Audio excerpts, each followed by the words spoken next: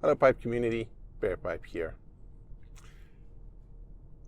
So I wanted to make a follow-up video to CaneRodPiper's video that he did a couple of weeks ago on the road ramble, and I thought what better way than to do my own ramble on the road. And so here I am. I wanted to share some thoughts I had about his discussion that he had about the YTPC and what it means and where it's going. And for the record, I think he was very generous and open-minded, and I didn't take offense at all at anything that he said. But, and so, yeah, just before we go on with it, YTPC is the YouTube pipe community, and it's just an acronym for it. And where I get stuck is at community, because for all of human history, when people came together in communities, they've been constrained by geography and by time. And communities were defined and constrained partially by culture, by geography, by the location that they were, and by the time in which it existed. And those things created parameters around communities that gave them structure. But with the rise of social media and the rise of the internet, those parameters have pretty much disappeared. You know, the YouTube pipe community is a community that operates across the globe from a variety of different cultures concurrently, and the contents that's created will live long after the creators of it have moved on, and will still be viewed outside of the time in which it was created. And that makes it hard to actually even see it as a community, because it's really this massive big tent.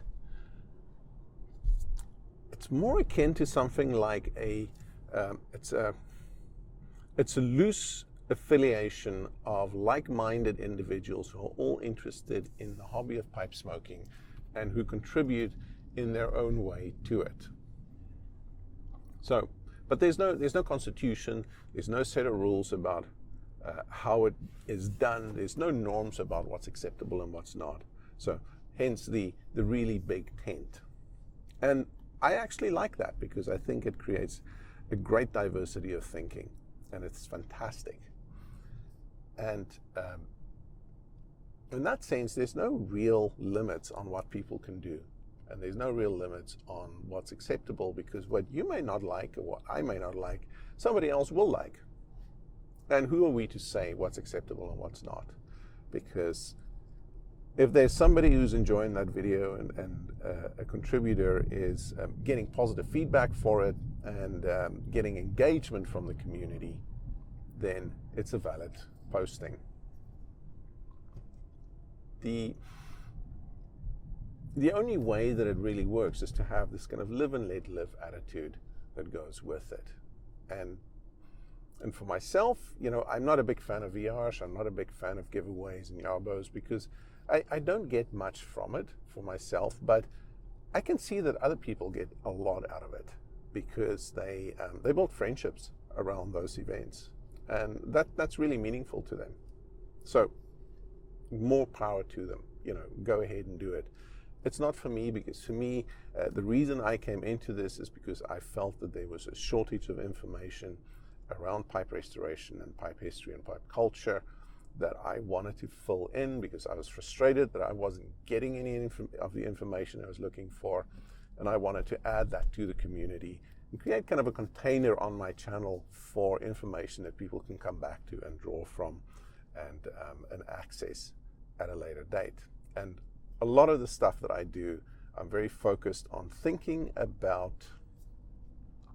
the fact that my videos need to stand the test of time and still be relevant in a few years from now.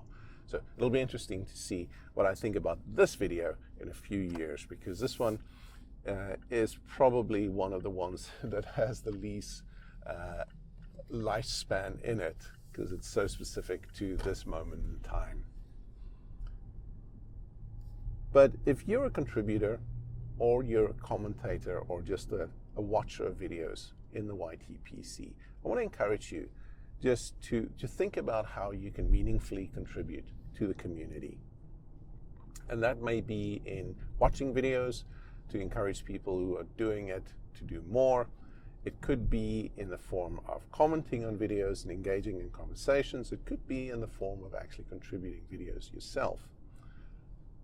But it'd be good just to think of ways that we can enhance and expand and build on our hobby and build a community and make a positive contribution to it.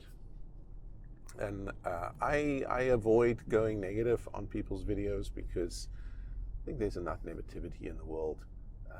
I never leave negative comments. I never give people thumb downs. Most what I would do is if I don't like somebody's way of doing things, I will just unsubscribe and stop following him. Because that's the beauty of this. This is a self-correcting and self-policing community where if you don't like what somebody's doing, you're free to move on and simply not to watch it. And that works perfectly. So with that, that's all I wanted to say. And I will see you soon back at the workbench with another project.